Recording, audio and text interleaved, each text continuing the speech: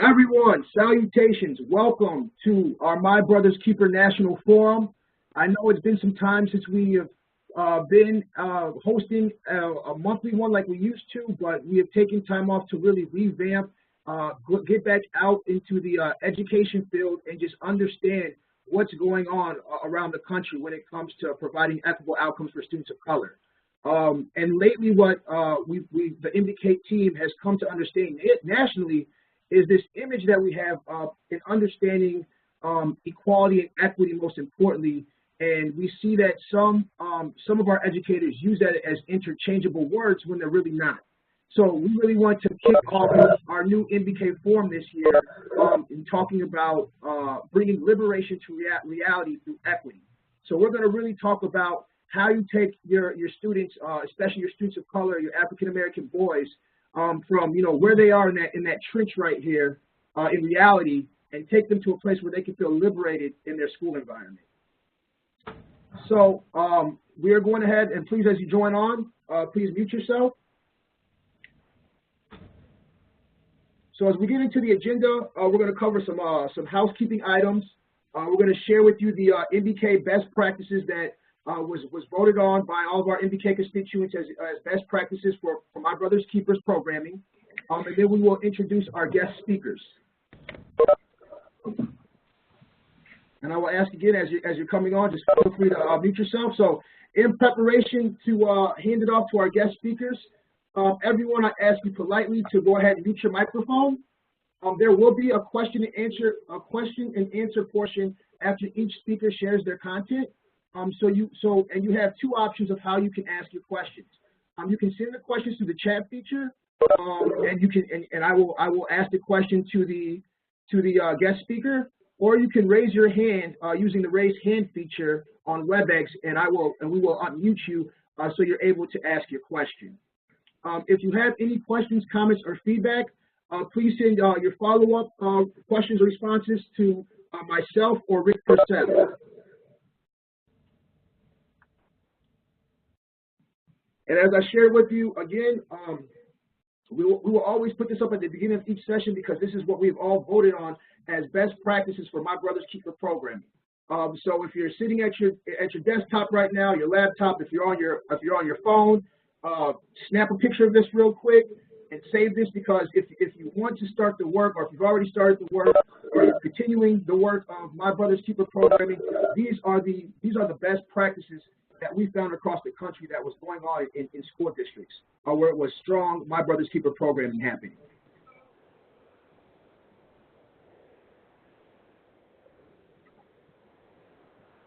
And we are so excited, honored, humbled to have two guest speakers today that have been in the trenches, have been in the field, that are on the front lines as everyday equity warriors, trying to make equitable outcomes for all students, but most importantly, our students of colors, and especially our African American boys. So without further ado, I'm just going to turn it over to Paul, because Paul cannot do any better job at introducing himself and setting up his conversation today for our topic.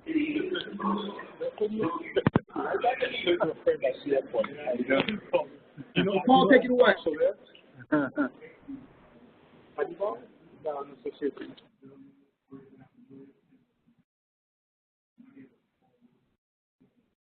Hello, I can't. I hear nothing.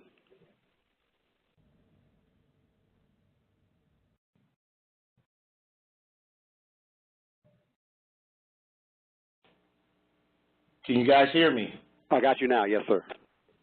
Okay. As I was saying, I'm a senior consultant for Public Consulting Group, and prior to my time with PCG, I spent 20-plus years in the trenches in the Miami-Dade County Public School System, as well as in the Broward County Schools System. The vast majority of that time was spent dealing with at-risk youth, particularly minority males. In addition to that, I'm also the vice chair and the governor's appointee of the Florida Council on the Social Status of Black Men and Boys. That is a statewide legislative group here in Florida that looks primarily and specifically at issues or pitfalls that are affecting males of color within our state. And we have various opportunities to engage with the lawmakers here in our state to create policy that will help change the trajectory of some of the lives of our young men and boys across the state of Florida.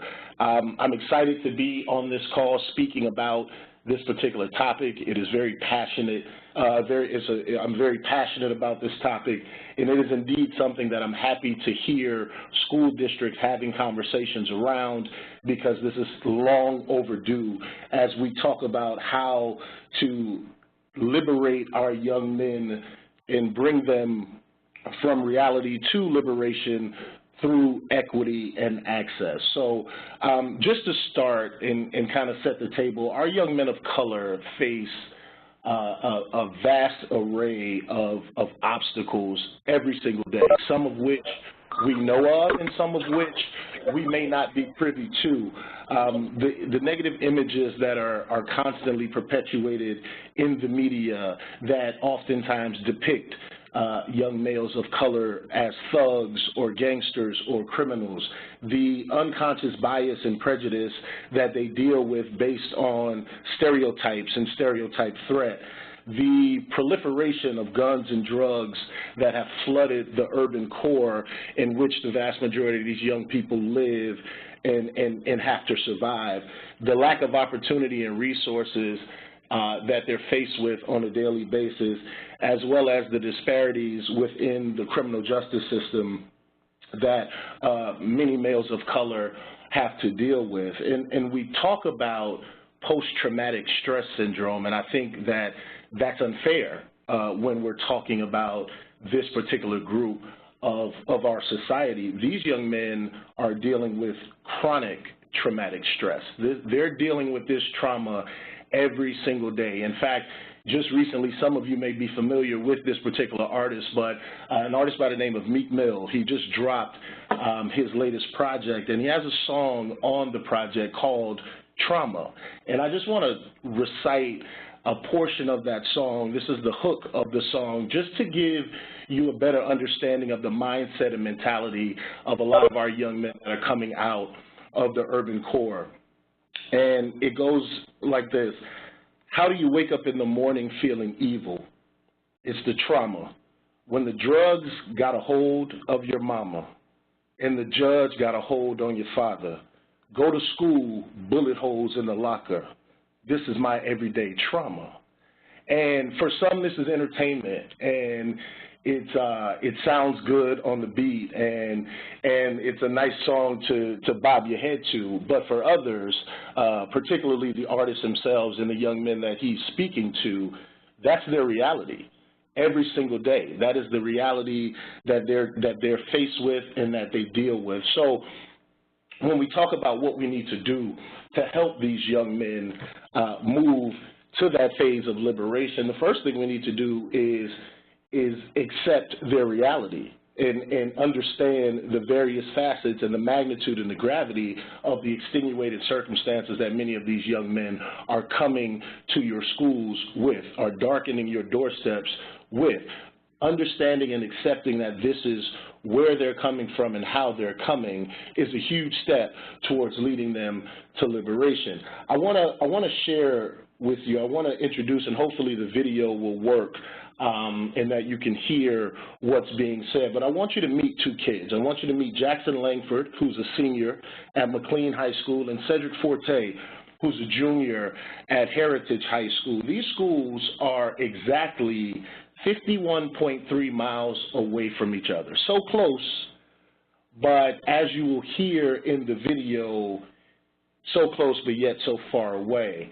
And as you watch this video and we consider what the focus of today's conversation is, my question to you as a group is, how do we help liberate Cedric so that he feels the same way about going to school every day that Jackson does? And I'll repeat that. How do we liberate Cedric so that he feels the same way as Jackson does when going to school every day? So, Mr. Douglas, if you would, press play on that video, and let's cross our fingers to hope that the audio is working.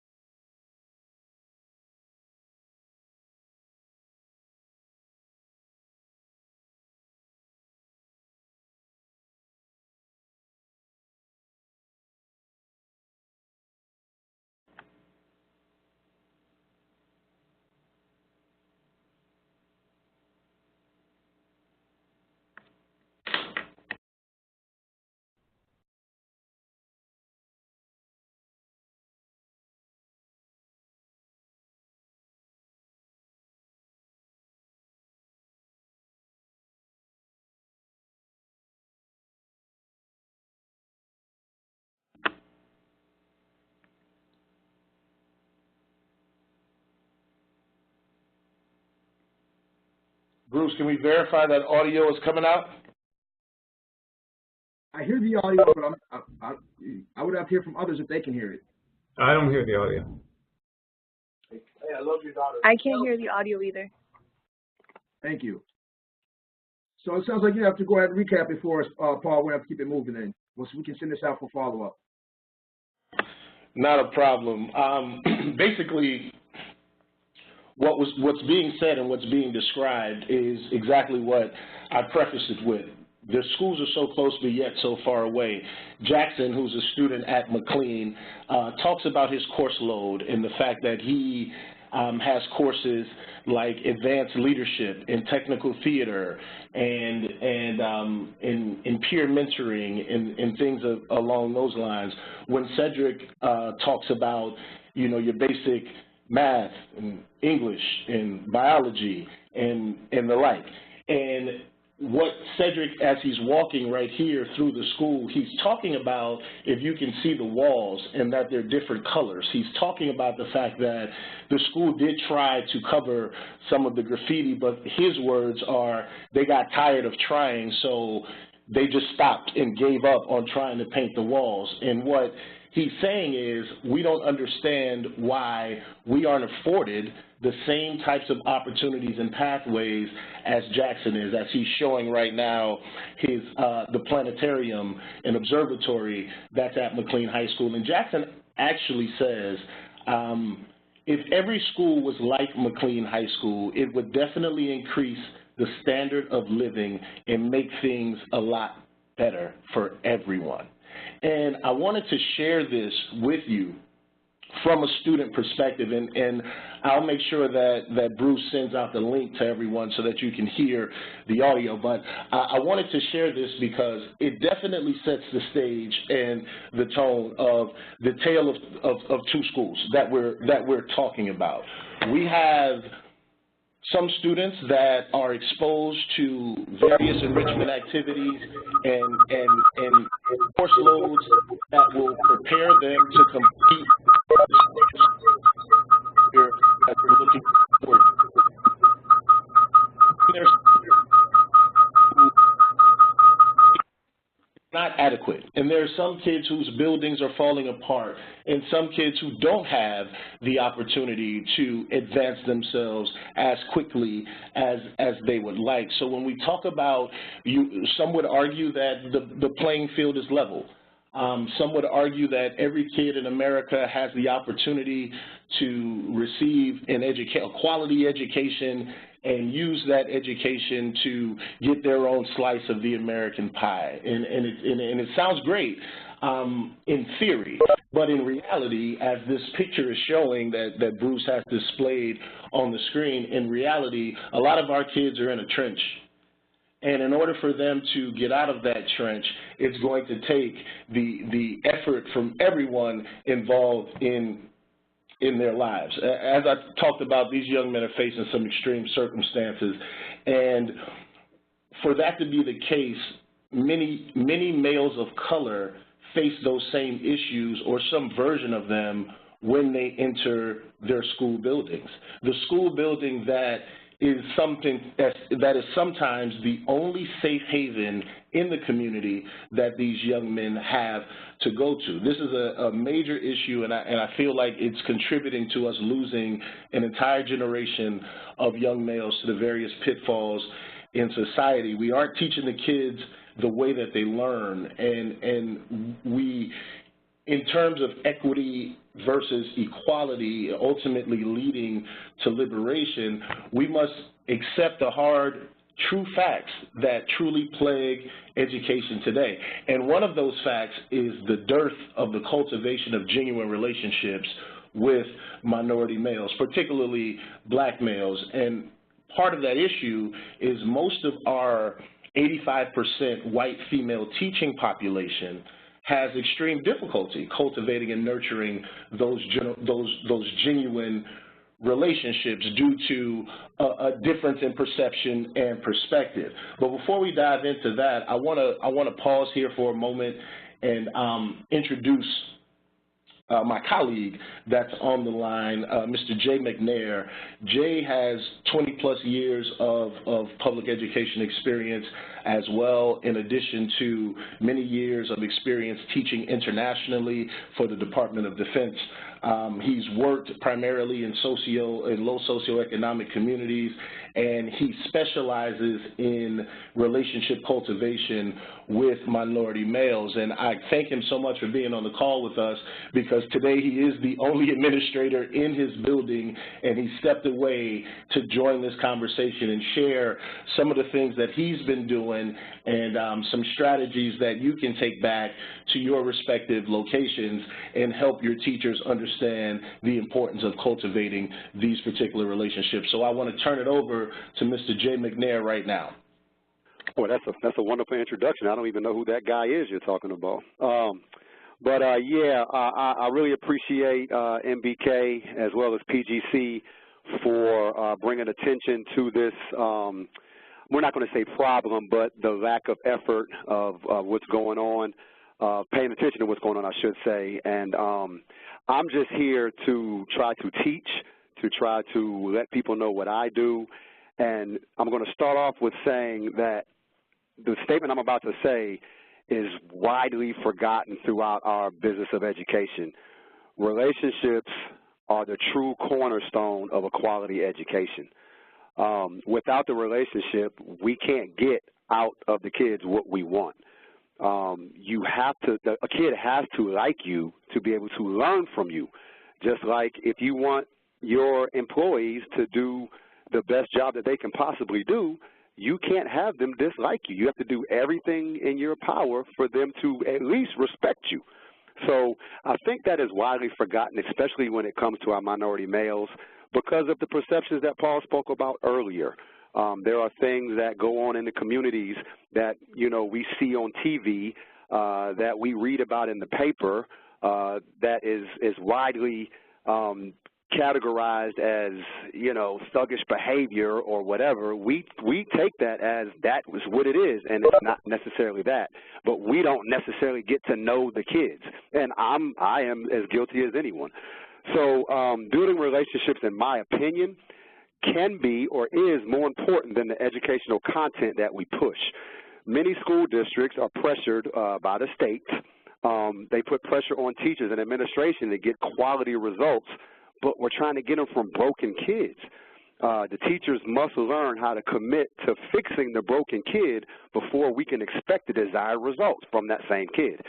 This is forgotten. You know, and I get it. You know, there is pressure to push kids along. There is pressure to make gains, and, you know, the data's got to read what the people want the data to read, but you can't get good data out of a kid that doesn't want to learn. So I'm going to give tips. You know, I think there's a question and answer portion of this, so I'm just going to be brief. I'm going to give tips on suggestions on what I do, and has worked over the past 20 years. Like Paul said, I did work for the Department of Defense in Tokyo, Japan, at Yokota Air Base, and that was a total different experience than what I've been doing for the last 18 years.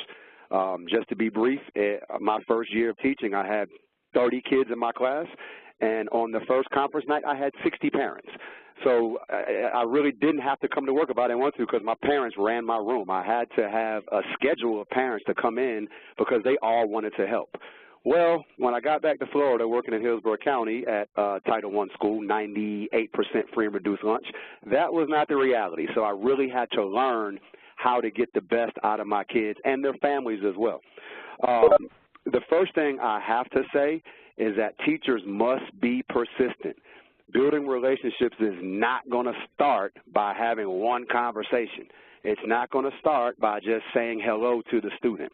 You have to be able to be patient and wait on him. You got to remember, these kids, especially our brown and black males, these kids have no one to look up to. Everyone in their life has let them down in some kind of way. So when they see you, they're thinking the same thing. You're going to let them down at some point. So you have to be persistent and let them know, no, I'm not going to let you down. I'm going to wait on you. And once you want to build a relationship, I'm here for that. It's a process that takes a true commitment. So when administrators are hiring, and I know, you know, at some schools it's hard to get teachers and you'd rather have a teacher than a sub, and I get that. I totally get the problem. But you have to read within that person. You have to read these people that you're hiring. Are you willing to make the commitment to make these kids better? And that is sometimes hard to do because you're in a time crunch. You want somebody in that room, and I totally get that. And I've been in that position before. But as I am on hiring committees, as I'm welcoming people to the school, I read them. This person is not going to last more than 3 months. And I'm 9 times out of 10, I'm right. So as you're hiring, you have to be able to read people and what they're giving you during the interviews. We have to understand that everything that doesn't happen with the student is not disrespect. If the student doesn't answer any questions on that first day, that's not disrespectful. That's just that student's way of waiting to see if you're going to ask him again the next day or the next week or the next month. At times, we confuse that with the student being disrespectful. Teachers cannot be afraid to ask the questions why. Why are you late to school every day? Why are you stealing from the lunch line? Why are you doing this? Why are you doing that? The question why is very important because you are getting insight to their lives because their why may not be what you think it is. I have a story about a kid that was stealing from the lunch line. It's probably my 3rd or 4th year, and I jumped on this kid for stealing from the lunch line. But you know what? After talking to him, after talking to the father, after talking to the mother, they had no other resource for food. The 3 meals that he got at school, when I say 3 meals, his breakfast, his lunch, and he stayed after school for the after-school program, the free after-school program, just for the meal. I didn't know that. I jumped to the conclusion that he was stealing. And like I said before, I've been guilty of some of the things that I preach about now. That's why I can talk about it. But that student, that was the only time of day that him and his brothers and sisters got to eat. I didn't understand that until I had that conversation. And from that time on, me and that student had no problem. So, again, we have to understand what these students go through. We have to take the time to build the relationship. We have to take the time to wait on the trust factor to happen. Patience is a virtue when dealing in this situation.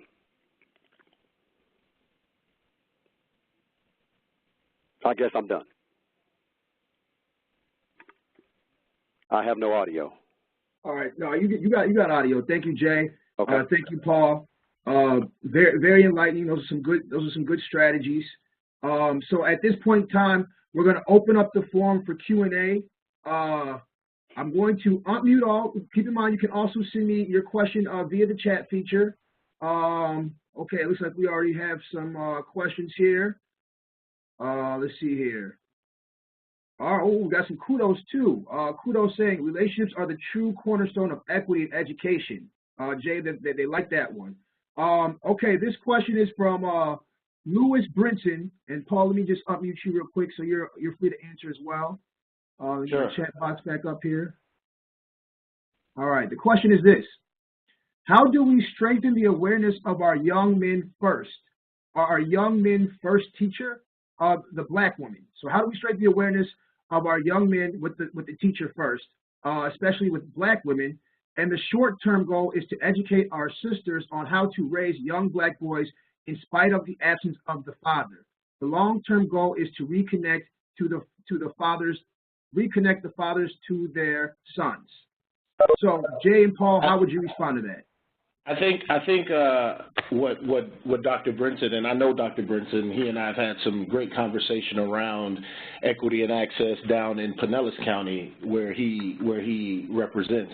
But I think what his question is talking about is the fact that prior to our young men coming to any of our schools, their first teacher is their mother, which is the Black woman, which is at home. And he's referring to how difficult it is for a number of these single mothers to raise these young men to be men.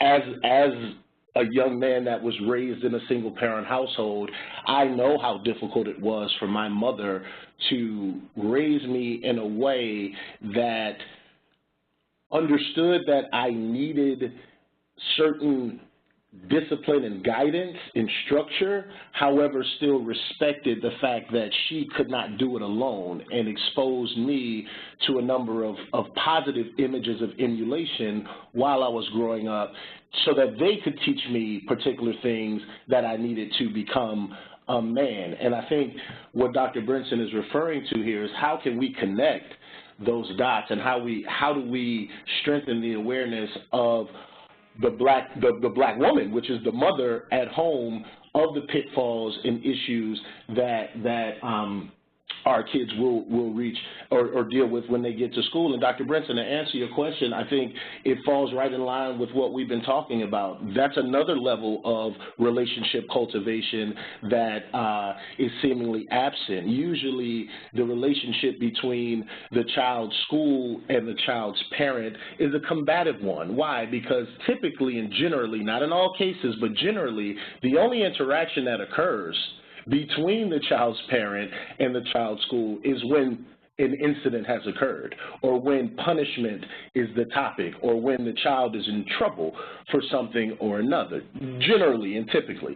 So therefore, the perception of the mother is, you know, the school is not necessarily my partner, but more so someone that I have to combat against when it comes to my son. And I think nurturing those relationships and making those environments that they come to more comfortable and inviting, number one, but number two, more understanding and sympathetic to the fact that this mother may be working a double shift and can't get to your school at 3:15 for a parent conference, or can't get there at 7:30 in the morning for a IEP meeting, or whatever the case may be. That should not be a condemnation of that parent's willingness or level of engagement.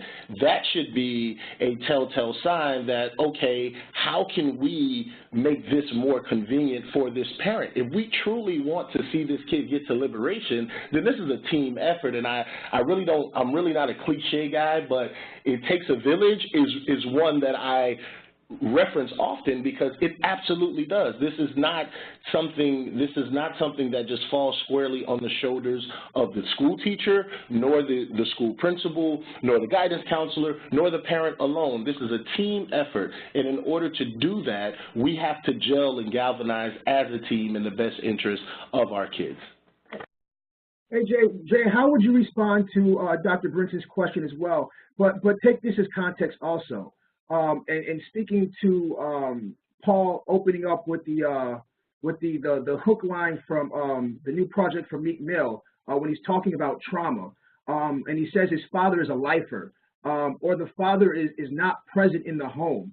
You know, what is the responsibility, and especially you as a black male administrator in a school building, when the father is absent? You know, how is it the educator's responsibility to fill that void, or how do we get to a point where we get them a father figure in their life that can be consistent?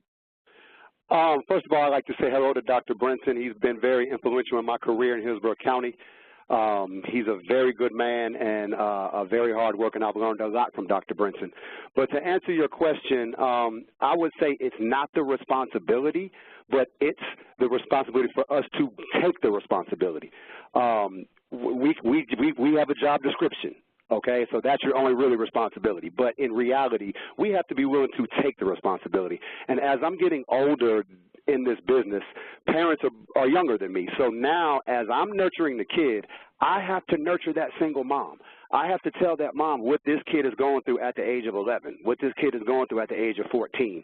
And I find that willingly mothers will listen. They will listen to you because they can't speak for being a man.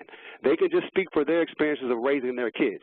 But I have to let them know, listen, this is what you need to do. You can fight for your kid, but you need to let him go through his experiences himself. You have to let him fall down so we can help pick him up. You can't be there for him all the time, because after the age of 18, when it's not school and it's the judicial system, hey, you can't say anything to help him. You can't do that. So yes, taking the responsibility of the educator taking the responsibility is very important, but they have to be willing to do so. Yes, sir, I agree with that.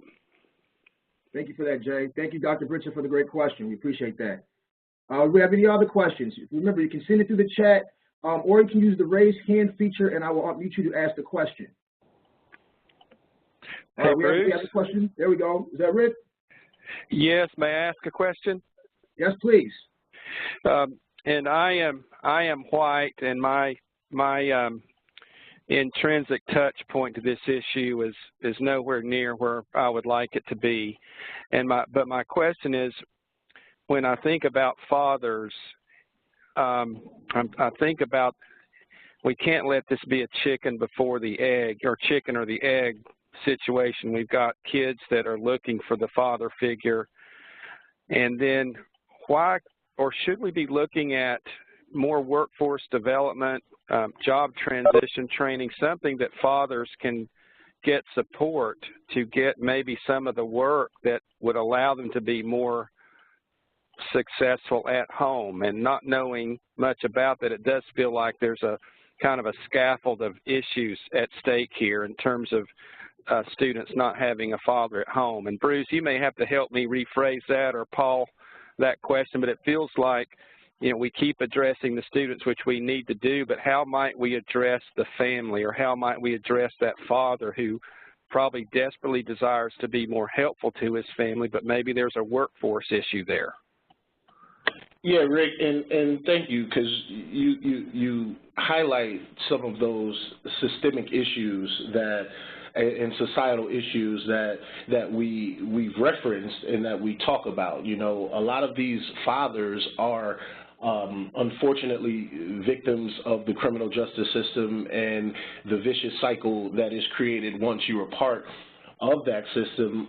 Another issue is exactly what you said. A lot of these fathers are working in a particular field that doesn't necessarily allow them the opportunity to engage on the level in which they would like to, and it may be because of a lack of their own education, or how far they went with their own education, that has them stuck in this position that they're stuck in. And you talk about community involved schools. You're talking about schools that open up the doors and reach out beyond the kid, which is a wonderful model to follow and to create. They reach out beyond the child, and they really dig deeply to find out what's happening with this young man, as well as the people that are responsible for his well-being. And when you can partner with families like that and create workforce programs, or even just point these individuals in the right direction, where they can get additional training, where they can perhaps get their GED as well. And what you typically find out, because I worked at a school that had a lot of that going on, because we had a large population of immigrant students, and their parents unfortunately didn't have an opportunity to complete their own education. Therefore, their relationship with the school was extremely disconnected. But once we started offering GED classes at night in Spanish and in Haitian Creole, in their native languages, that brought them to the school and helped change how the school was seen from their eyes, which led them to wanting to engage deeper on a different level. So yeah, Rick, creating those types of programs, or partnering with workforce development programs within your school community, and helping bridge those gaps through social services or whatever else the kid may require, is definitely a way to help get them to the liberation phase that we so desperately need them to be. Thank you for that question, Rick. We have another question from the field. Alvin Crawford. Actually, mine was a comment about Rick's question, and it's three parts. One, every child, regardless of their personal circumstance within their family life, deserves a teacher who creates an environment where they're loved and nurtured and allowed to excel to the best of their potential, which is unlimited. The second piece is that we do know that that we know our kids. They've been consistently the same over time or evolving in terms of how communities are. And so we do have to look at how we support them with additional services. But that's, I want to say that that's in addition to giving them a loving, nurturing relationship in a public school. And I think that's where the earlier conversation was clear that we struggle sometimes with creating that environment. I do think the home situation is often there, but it can't be an excuse for why we can't give kids love. But I do think that extending social services to trauma-informed folks is important as well. I just don't want that to be seen as an excuse for why we can't give kids love and opportunity within schools. Right on, Alvin. We appreciate those comments. We have another question from the field from Matthew Smith. Matthew asks, what advice would you offer to school districts looking to engage families and the community in supporting a united effort to support our young men of color, particularly as we actively engage in district-wide training and PD to grow in our personal cultural competency and proficiency while simultaneously deconstructing policies and practices that have traditionally only benefited our white affluent students and families? How do we change hearts, meaning the values and beliefs, while changing mindsets, paradigms? Do I need to read that again? That was a great question. Thank you, Matthew. No, Hey, Matthew, I tell you, man, that's a great question, and I would start by saying, if there were a stock shelf cookie cutter answer to that question, I would be a very wealthy man at this time. But I would say to you that it depends, and it'll depend on every situation. But you said something very, very poignant here, where you said, how do we change hearts, which subtext is values and beliefs, while changing mindsets and shifting paradigms? And the first thing you have to remember, especially when engaging your teaching staff around these critical conversations regarding race and unconscious bias and the like, you have to remember that when you're talking about someone's personal value and belief system, oftentimes they get very defensive very quickly. It can often be seen as an attack on their personal belief system, and they become defensive, and the conversation at that point becomes, I have to prove to you that I'm not what you think I am, kind of thing, and that's not beneficial for anyone. I think what's important is understanding and accepting the fact that there are differences, and we do have different mindsets in ways, and there's nothing wrong particularly with that, but what the problem comes in when we're unwilling to shift and change those mindsets and paradigms. So my advice would be to have those open and critical and honest conversations. I know Alvin, who's on the line, can actually chime in about some of the stuff that we do around those courageous conversations and those critical conversations in various school districts across the country, and assisting them with bridging this gap and understanding that we can no longer let unconscious bias and fear and hatred and bigotry continue to be obstacles from stopping our teachers from cultivating these relationships.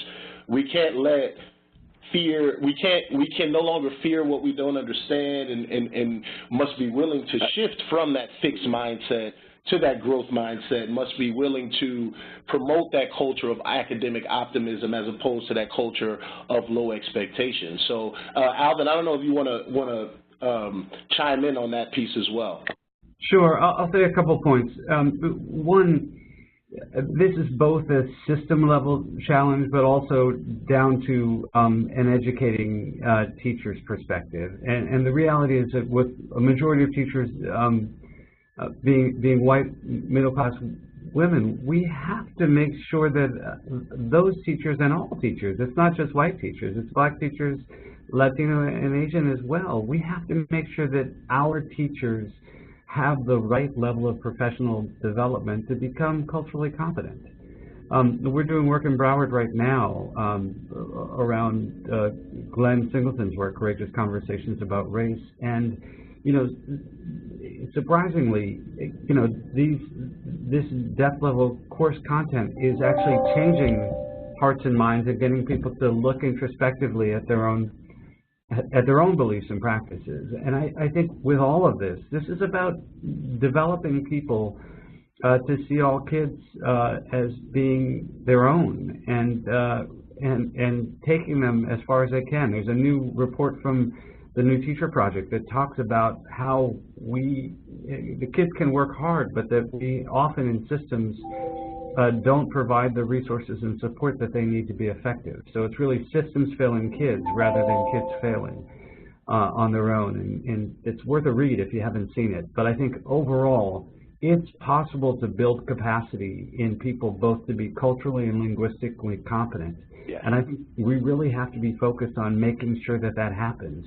Otherwise, we're not going to fix the gap, and we're going to continue to leave our boys of color behind, and we need to fix that.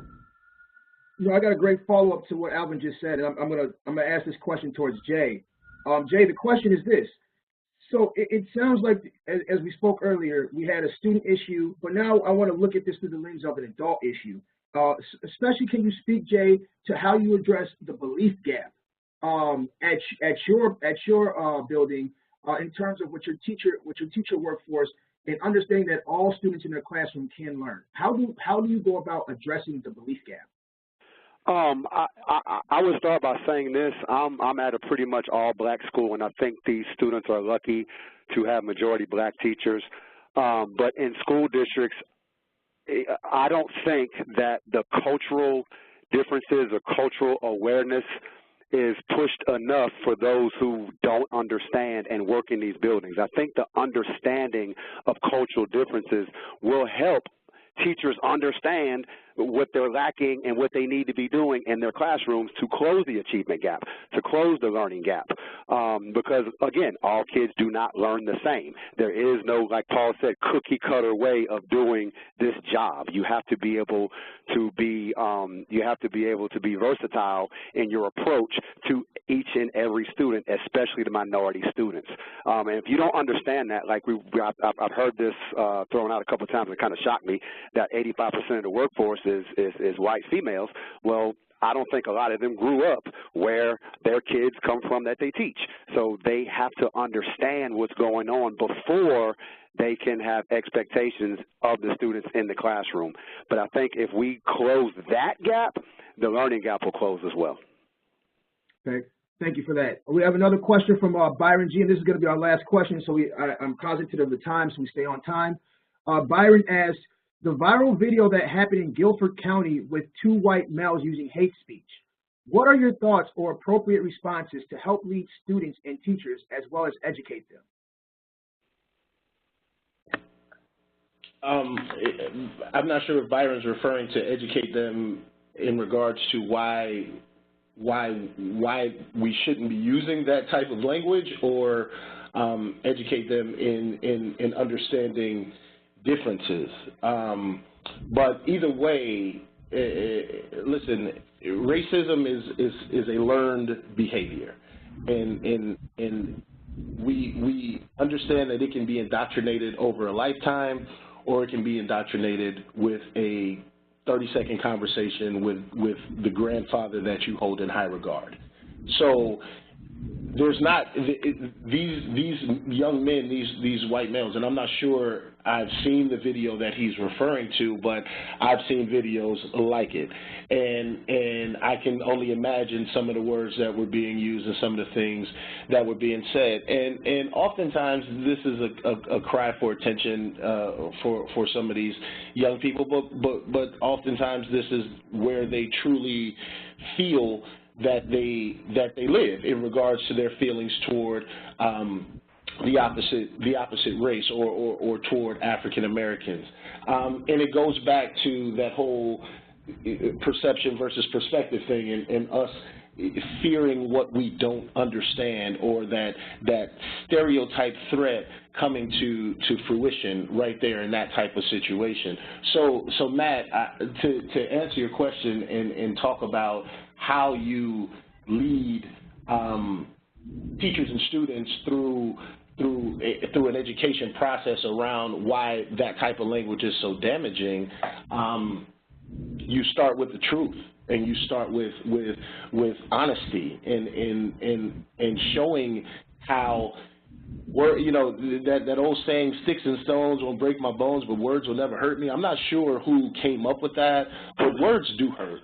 And they hurt, oftentimes they hurt more, especially in this technological society that we live in, that once you post something, millions and millions of people have access to viewing it. They hurt more than sticks and stones oftentimes. So having those pure, unadulterated conversations with those teachers, with those students, figuring out how those kids feel about what they saw. How are they interpreting what these young men are saying on this video? What's your student body feeling around it? Because we oftentimes as adults make the mistake of trying to solve these issues and problems for our students without engaging our students in the solution building process. And their voice and their perspective is the most important. So I would do everything in my power to garner as much feedback and perspective from them prior to trying to figure out how to engage them appropriately around shifting their paradigm toward these types of viral videos that are plaguing our country today. May I build upon that? Go ahead. Please do, absolutely, sir.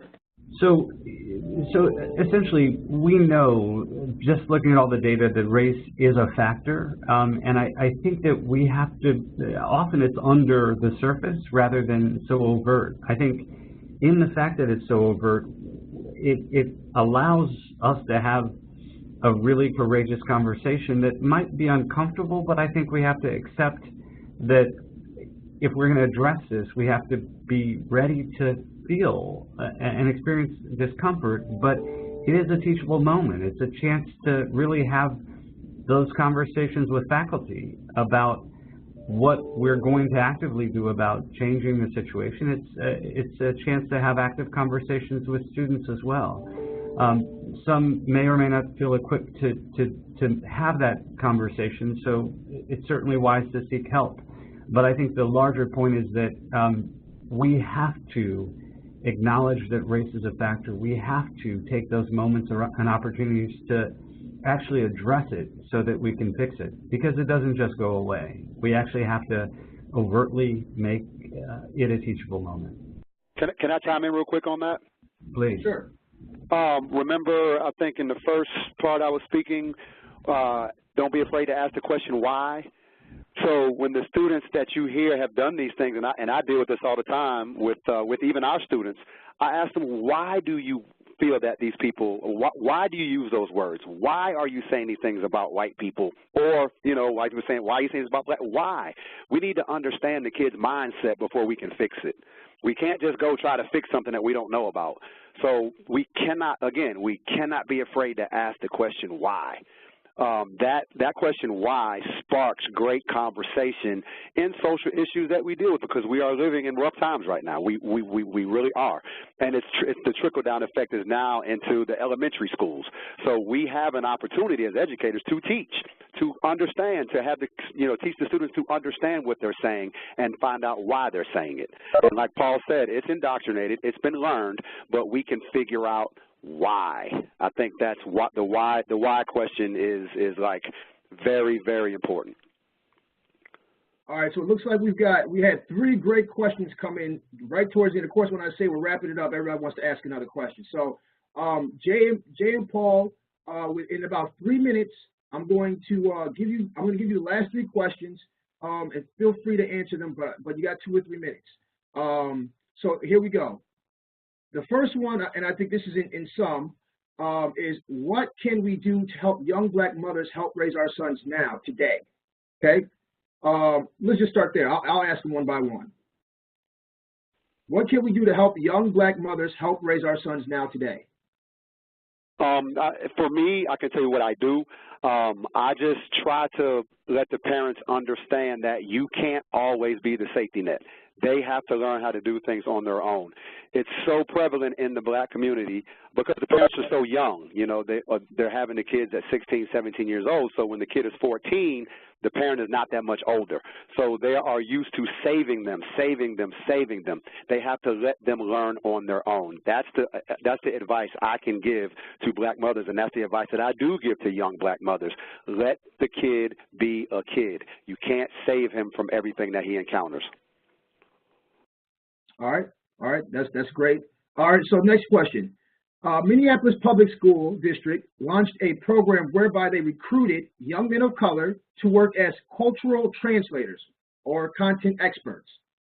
What are your thoughts on a program like this, and what is the likelihood of this becoming a common practice around the country in our public schools? I'd definitely like to get more information around what that particular role is and what their charge is. You said cultural translators, so I would imagine that they're bridging a gap between the teachers that are may not understand all of the extenuating circumstances or some of the nuances of the culture. Between the students and the teachers, I would imagine is what that role entails. Do I think it's a good idea or something that we're going to see?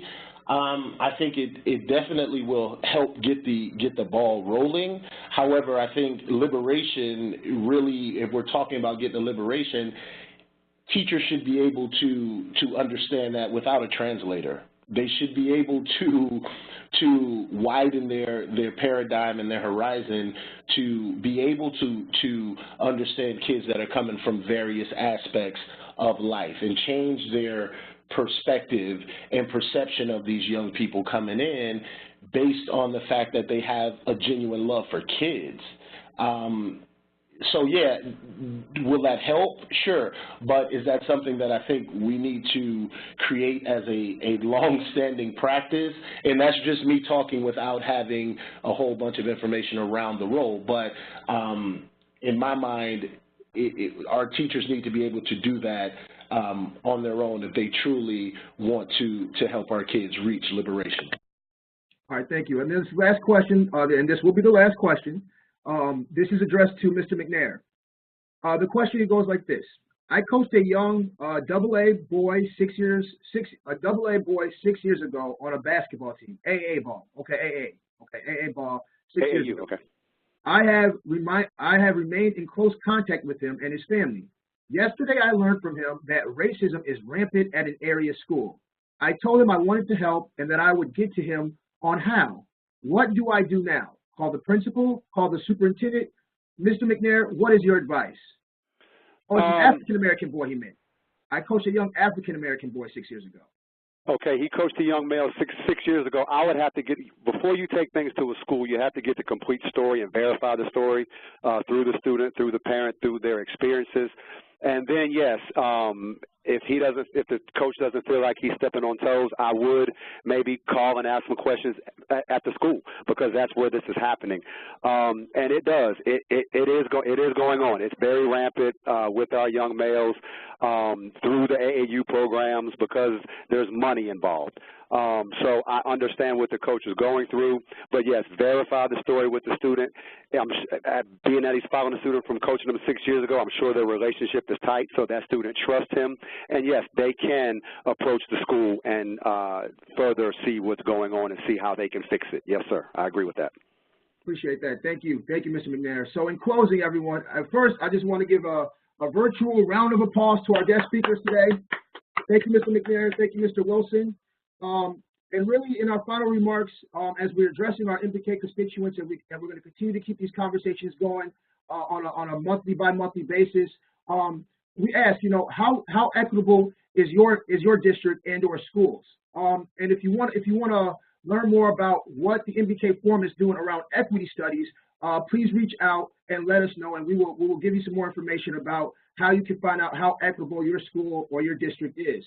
Going into our announcements, just a heads up, guys, our next forum will be Friday, January 18th, 2019. We'll be in a new year. Put it on your calendars, everyone.